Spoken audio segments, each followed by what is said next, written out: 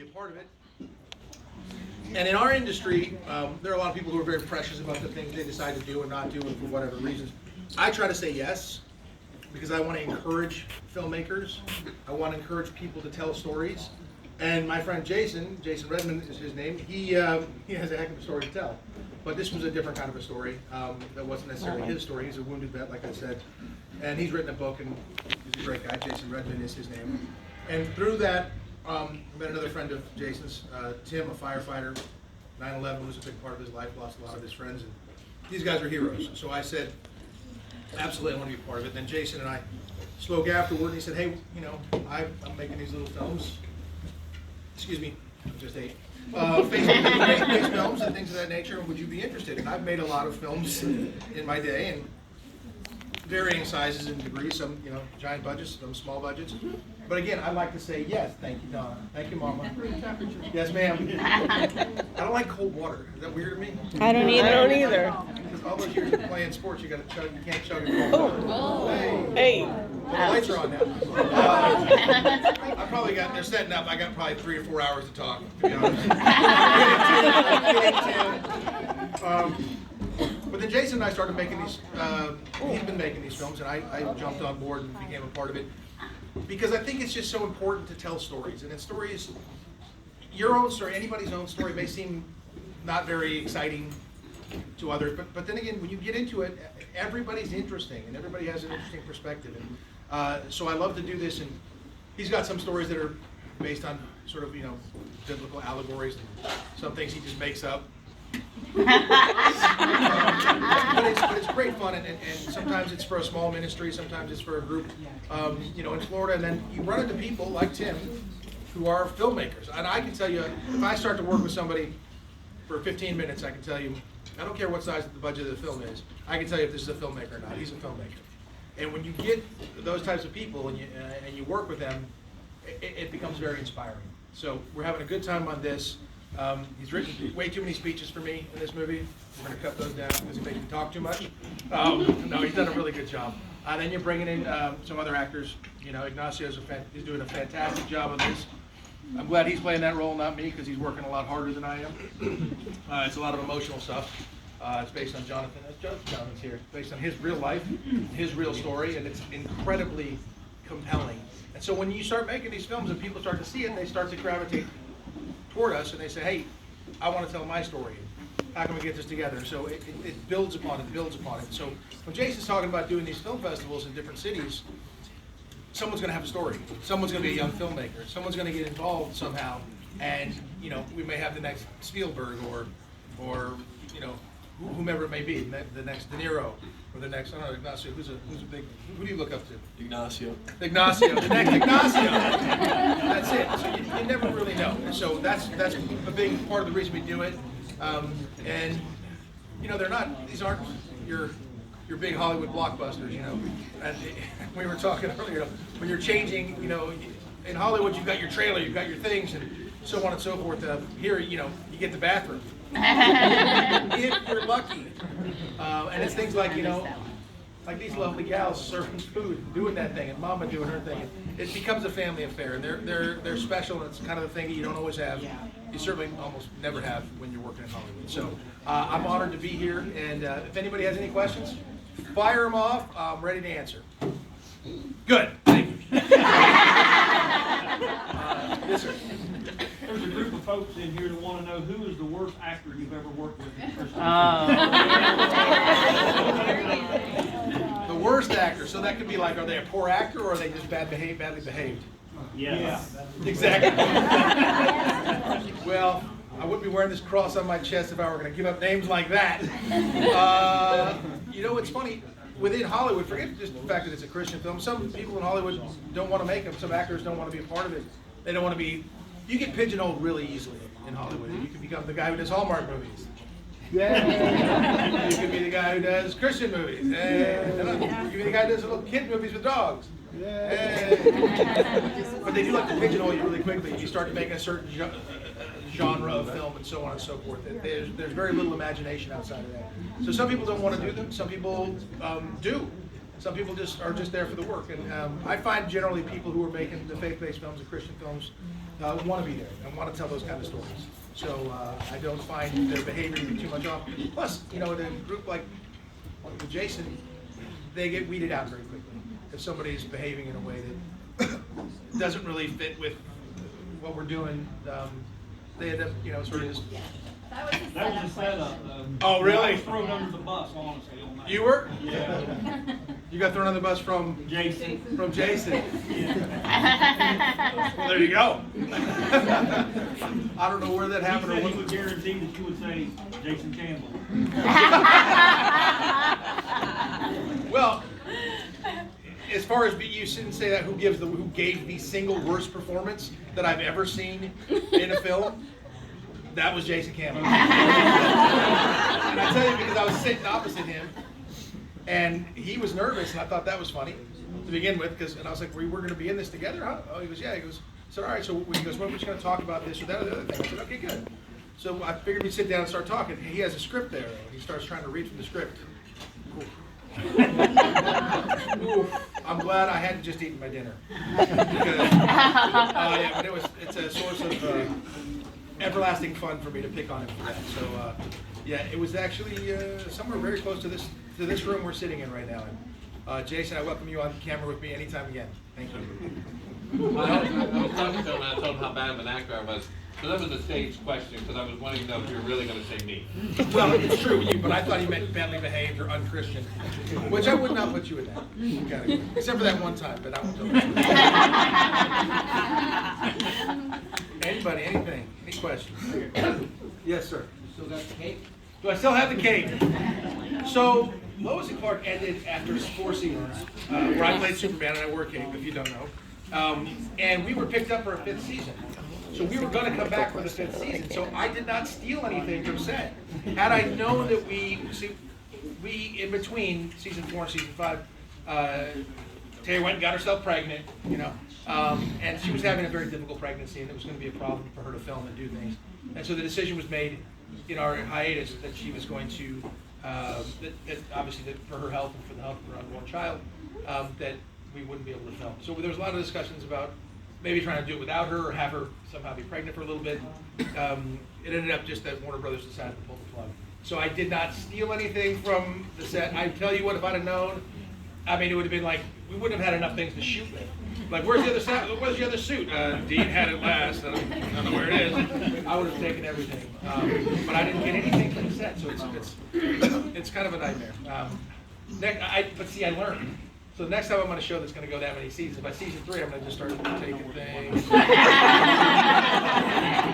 one thing I've learned. So I'm ready for the next time. Yes, ma'am. What's your most memorable moment for Lois and Clark? Memorable moments from Lois and Clark. Well, there's a whole bunch, of course, because that was the first big break for me. And when you're the lead in a series of that size for ABC, and at the time there were really only 3 channels. That's how old it was, kids. Yeah. There was ABC, NBC, and CBS. And so when you're the lead in a brand new series like that, everything happens under a microscope, and there's so much pressure on you coming in to play the role and do the things.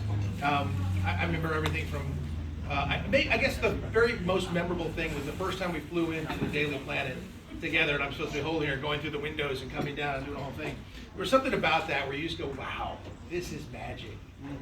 And there's a moment as I was flying in through the Daily Planet with Lois Lane in my arms, I was like, this is magic. And it really felt like that. So that was pretty cool. And it's impossible to forget that. There's no doubt. Yes? Can you really fly?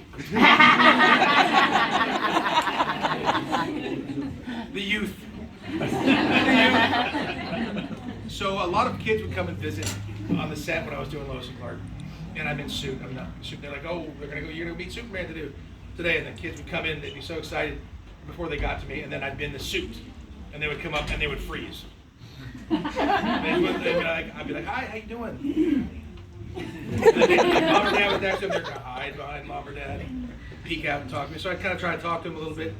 So that was one type of kid who would come and visit. They're very sweet. And we take a picture, and then they, on the way home, they're like, Superman's my friend, we talked, we hung out. And there's another kid who would come and show up, another type of kid. They'd be the one who would fly in and go, or come in and go, can you fly?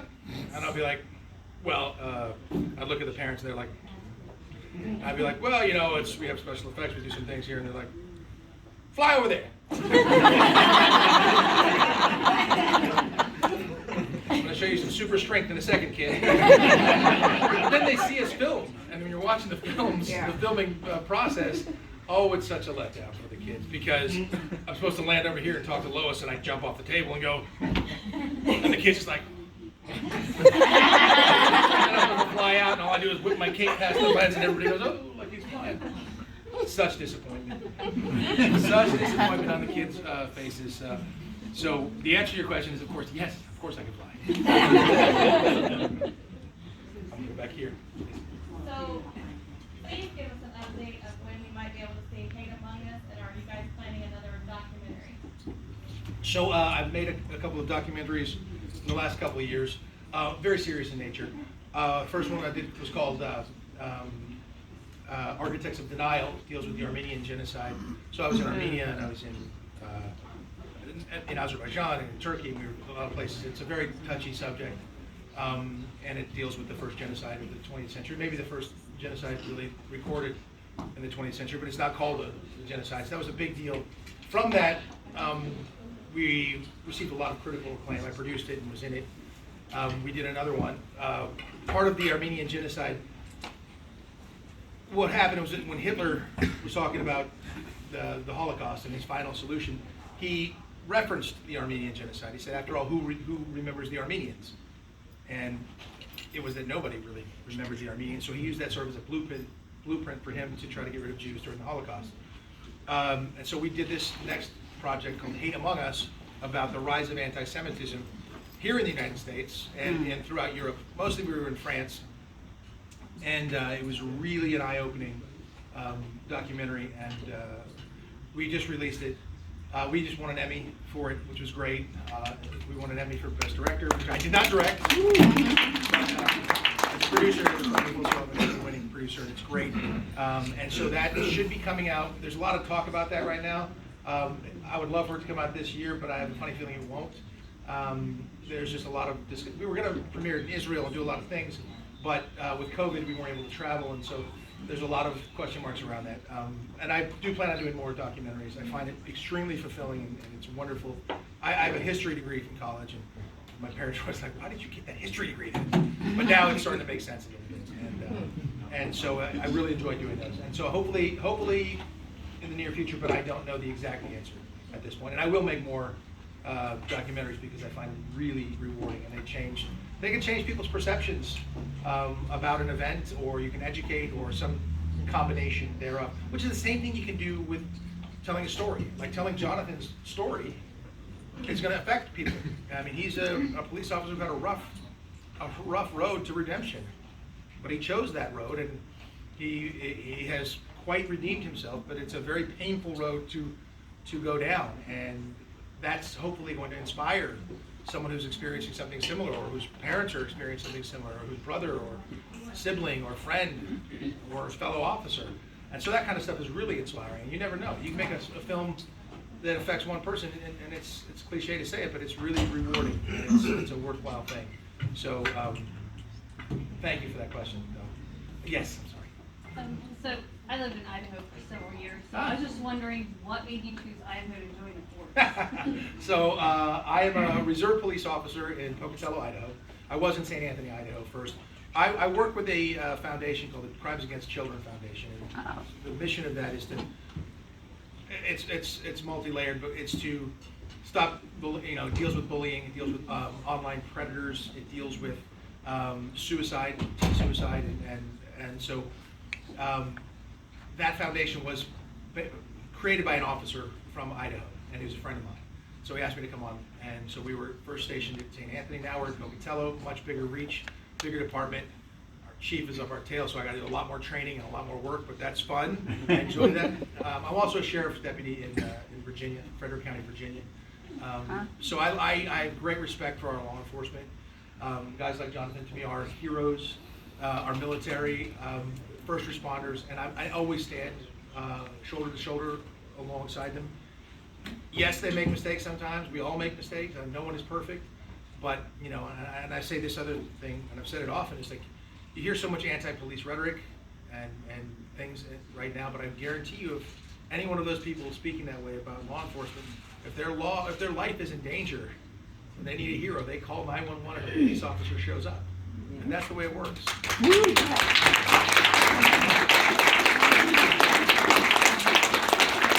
also love in Idaho, the way we police in Pocatello, in particular, our police chief is very clear on community engagement. And so you're policing the communities you live in, and one of the things that we say all the time is if you don't like the way policing is done in your community, join up and be part of the solution. Nice. Because you can change the policing. Thank you for that. Idaho to West Virginia. Actually, West Virginia to Idaho, back to West Virginia. What was wrong with Idaho? I'm kidding. I live in Rexburg. Oh wow, right next to St. Anthony. Yes. Yes, and the Lori Vallow trial right now. Anybody following that? That couple that like, those I call them occultists, I guess. And The they're kids. the ones who took off to Hawaii and did all that stuff. Yeah, it's some strange stuff. And Rexburg is considered the safest town in all of Idaho. Right. Yeah, surprise. I see some hands over here. Yes, sir. Always been curious, has anyone ever asked you to play a different type of superhero? Good question, and I'm way open to it. Let's do it. There's been talk here and there about different things, and I'd be open to it in a heartbeat. There's a couple of actors who have played multiple superheroes and different things, and there's so many characters out there. It's incredible. I would enjoy it a lot. It'd be fun to play somebody a little darker. Batman, hate him. Even when they were shooting Batman, when George Clooney was playing Batman, they were shooting right next door to us. And so I just kind of walk over there and look around. They had cooler stuff. He had cooler gadgets. There were also like 6 other Batmen. So there was like, they were all in costume. So this guy does the stunts. This guy jumps. This guy can flip. This guy does. I was like, man, lucky. And I'm over here talking to George while those guys are filming. I'm like, you're so lucky. George Clooney, by the way. But that's it. Batman would be a lot of fun, because Bruce Wayne isn't exactly he's kind of an anti-hero in that sense. And, it's fun. So obviously Ryan Reynolds, great as Deadpool. Green Lantern, but he had so much fun with that. When he's like, don't make the super suit green. Those things are hysterical to me. I would do it in a heartbeat if it was a character that made sense. Absolutely, it would be a lot of fun. If you know anything's going on, let me know. Please do. Yes. Do you have any advice for young performers? Well, I'll give you the advantage. My father, when I told him I was going to be an actor, he had 3 words of advice to me. They're very simple and succinct. Don't do it. That's what he said. And I, of course, didn't listen, as will no one who wants to be a performer will ever listen to that, and that's the key. Everyone's going to tell you you're too tall, you're too short, you're not good looking enough, you're too good looking, your hair is too dark, it's too blonde, a million different things. And even when you do become an actor and say you've, quote, made it, you're Meryl Streep, someone will be like, oh, Meryl Streep was great, she won the Academy Award for this, and someone else will go, nah, she was terrible on that. You have to do it because you love it, and if you love it, you have to do it. So it's the kind of thing that I would say, don't listen to your press, whether it's good or bad. Be true to yourself and do what it is that you think is the best job you can do, and try to leave anything personal at the door. It's hard, I look at a lot of actors are some of the most insecure people I've ever seen, personally. Like, I'm very comfortable in my skin, but I'm an athlete first. I think of myself as an athlete first. And so I'm very comfortable being me, but I know a lot of great actors who just aren't that comfortable being them. They are so conflicted and messed up, and they're much more comfortable jumping into a character and doing that and playing that character and being that character than they are being themselves. So when they come on a talk show, they're just, they're very uncomfortable, like incredibly uncomfortable. And I've seen it firsthand, like we're about to go on stage for somebody to do an award show, and somebody who I thought was a fantastic actor is just terrified and panicked. I was like, what is wrong with you? They're like, I just don't like this stuff. Like, you're okay.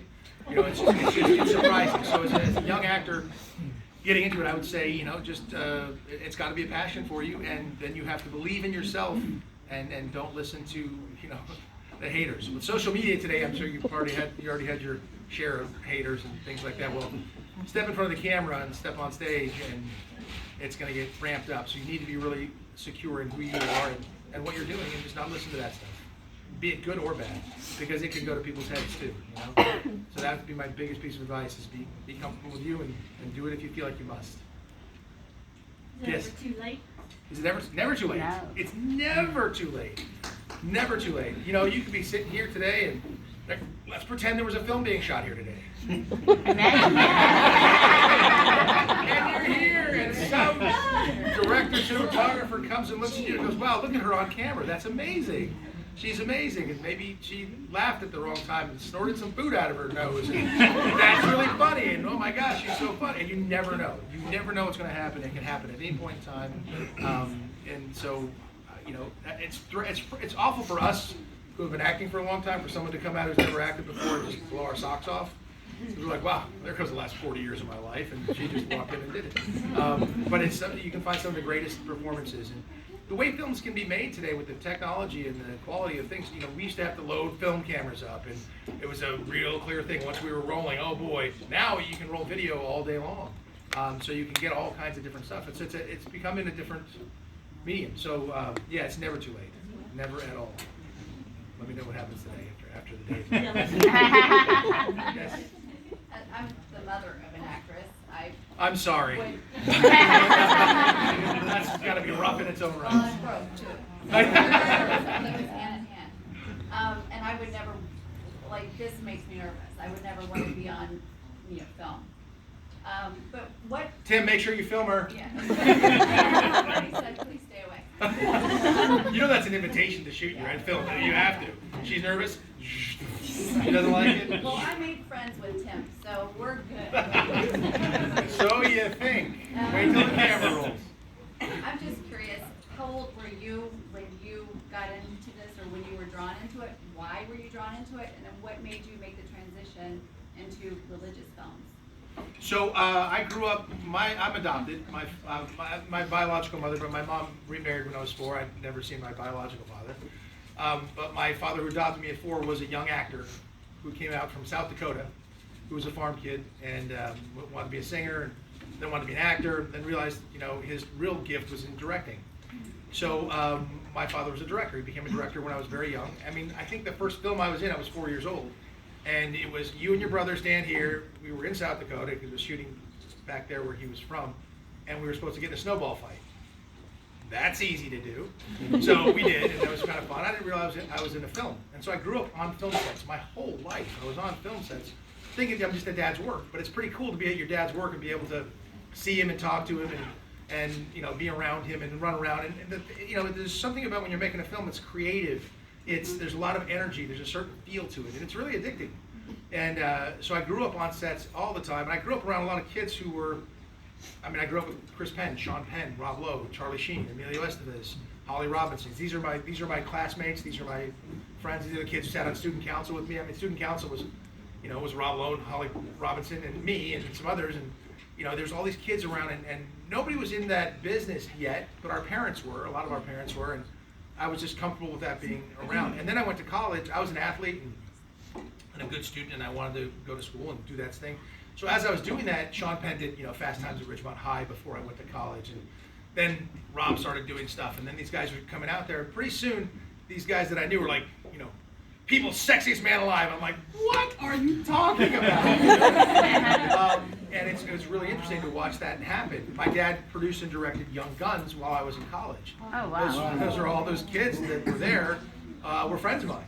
And I went and visited the set, and they were doing their thing. But I was playing football and going to school. That was more exciting to me than being on a film set again with Dad. And that thing blew up, and that was and it was a lot of fun. It's very fun to be on set doing things like that. And what I would do in my college time, I went to Princeton University in Jersey, and so a lot of my friends in their summertime would have internships like on Wall Street. So they'd be in New York City in the summertime in suits doing 80-hour weeks. I looked at that job and I was like, that sucks. And then I'd go visit my dad on set filming Young Guns, and I was like, that rocks. Now, some of those friends of mine are now billionaire Wall Street traders, so maybe I made the wrong decision. I don't know. I don't think so, because there's nothing else I'd rather do. And I didn't realize that it was what I was going to get into until I started thinking about it. Then I was like, that's a lot more fun, and I'm drawn to it, and I enjoy a project as opposed to a 9-to-5 day, 9-to-5 job every day doing the same thing. You go on a film, it's a finite period of time. It's a project. It's really creative. Every day is exciting, whether it's exciting in a good way or a bad way. And there's an energy to it. So then I started to go, okay, what am I going to do for a living? I got to go to the NFL. So I figured, okay, I'm going to play professional football. I played for the Buffalo Bills. Woo! For 15 minutes, baby. Yep. Before the first preseason game, I was injured. No, I was actually at the game, but I was watching from the stands. But I had friends, obviously a lot of my friends were in that game. I would have been, I was a rookie with Thurman Thomas, so our rookie year, we lost the AFC Championship, and then the next 4 years were Super Bowl years. So needless to say, if I had done 5 years with Buffalo, I would have seen 4 Super Bowls and think, oh, this is easy. No. So I got injured early on, but I figured I would be playing football during the day, and then at night I would be doing my writing, screenwriting. My dad told me to be a screenwriter. When I said I was thinking about acting, he was like, no, don't do it. Be a writer. You're a better writer anyway, and you can be anonymous. You can tell the stories you want to tell, and you can always have a job. It doesn't matter if you get hit in the face with a bowling ball, you'll still be able to be a writer, and he wanted me to be able to do that. And so he cultivated my writing early on, and I've written so much, and I continue to write, and I love doing it. But I love performing too, and I love directing, I love producing. So as time went on there, I got hurt playing football. I started thinking, okay, I better do something. I better make some money. On the outside, I was getting paid by the NFL. Thank you. But then I was released in November. I was like, oh my gosh. Okay, now I got to figure out what to do, and I started making commercials, because as a writer, you don't make much money very quickly. And in the commercial world, you smile and have a bucket of water poured on your head, and you drink a Diet Coke, and there's 40 grand. I was like, this is sweet. This is great. I can do that. Not 40 grand all at once, by the way. Residuals back then. But I was making a living doing that. I thought, this is great fun, and I enjoy this. And I was working it through, and there was times I was like, this is terrible, here's the commercial audition. Okay, you 4 guys stand there, take off your shirts. You guys are at a party and you're eating Doritos. Just make up something. And you're like, I went to Princeton to do this. Yeah,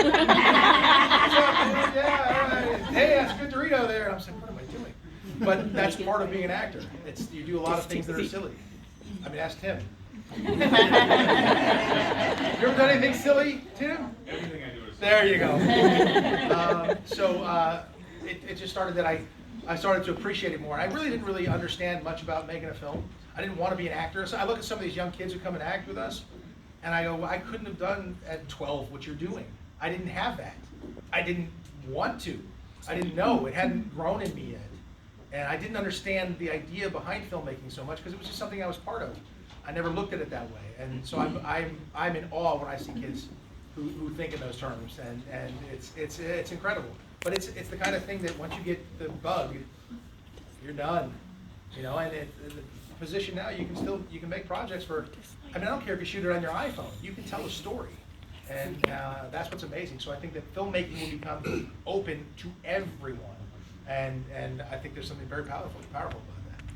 What inspired you to break into religious films? Everyone's trip. Their journey to or from faith is unique, and my journey to faith had a lot to do with family members dying and things going on, and the amount of death I had seen, whether it was being at war or whatever, losing my grandfather and my uncle at a young age, and then almost losing my father, then the birth of my child, and you start to see things differently as you get older than you saw them as a child. And raising a child was a big part of that. And having the discussions about faith with my son. I remember telling him the first time he realized that he wasn't going to live forever. He was a little kid. He's like, am I going to die someday? I said, yeah, you're going to die someday. And, for the next 5 nights, I had to sit outside with him, outside, under the stars, and hold him as he fell asleep. Because he was shaking. He was so terrified by that. Fast forward to, I was a huge deal for me. I was waiting, he was about 11 years old, 10 years old, and something that all my eggs in that basket just fell through. And I remember I felt like somebody literally punched me in the stomach, and I was just like, oh, I cannot believe it. I was so distraught. And my kid comes up, puts his arm around me, and goes, Dad, it's okay. God has another plan for you. And I was like, well, slap me in the face. And plus, I've been able to travel with my son to Jerusalem and as a history major to see all the places that exist, in the Bible. And here you are. You're sitting there. You're at this place. And one of my very good friends is one of the foremost Islamic scholars in the world. I went to college with him. He's one of the princes of Jordan, Ghazi bin Muhammad. Great guy. And to sit there in Ghazi's residence with his Sikh servants around and Sri Lankans and things like that, behind, the guarded gates and everything. Here's my buddy from college. And watch him and my son talk religion was one of the most amazing things I had ever seen. And then for those guys to exchange emails and phone numbers, and I'm like, wait, man, I'm still here. And Prince Ghazi was like, your kid listens to me better than my own kids listen to me. So, well, let me talk to your kids. Maybe they'll listen to me. That sort of stuff, that traveling the world and seeing those things, to be able to tell the story of faith, it doesn't matter that it's a Christian film, it's a faith film. I happen to be Christian, and I happen to love and support that. But I didn't go in going, I'm going to become a Christian filmmaker. Even the film God's Not Dead. Kevin Sorbo was a friend of mine. Funny story, Kevin Sorbo was the final other actor up for Superman against me. And I figured, I got this in the bag. He's got blonde hair, right? When have you ever seen Superman with blonde hair? Never. When have you ever seen him since with blonde hair? Never. So I was like, okay, I'm going to get this. And it turned out to be more difficult than that. But Kevin's a good friend, and he was going to do God's Not Dead, and he talked to me about it real quick. And I said, yeah, I'll pop out there for a couple of days. And we shot it in Louisiana. And all of a sudden, that film blew up. Yeah, Louisiana. And that film blew up. And that's the thing. You never know what's going to happen with a project, the film project. You don't know who it's going to touch or how it's going to affect people. That film, if you'd have told me that film was going to do what it did, it'd be the same as telling me that this film we're shooting right now is going to blow up and make $100 million. I would be surprised. But that's what happens. When you hear these stories, people are like, we never thought this would happen to us. Because if you get quality filmmakers, that kind of thing can take place. So I didn't consciously say I'm going to go and just make a lot of Christian films, but I try to say yes. And Jason and I have got a good relationship here, and I like to say yes. I want to help young filmmakers. I want to be in these kind of films, and my ego isn't so big that I say, I can't be seen in something that small. I'd rather be the person to go, of course I'd do it. Michael Caine is a very famous actor. He had just won the Academy Award for some movie, and then he did some silly comedy thing, and somebody said, why would you go from making that big Academy Award movie to this silly thing? And he said, I'm an actor. I act. That's my job. And I like that theory, and I try to follow it quite clearly.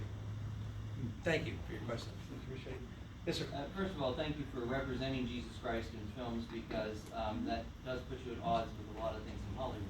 Oh, I'm at odds with a lot of things. But, and then to see you on Fox News from time to time and so forth. How has that affected your relationship with, some friends that you've had, in other films and everything like that? Well, actually, with my friends that I've had forever, not at all. I mean, Sean Penn and I are great friends. We are diametrically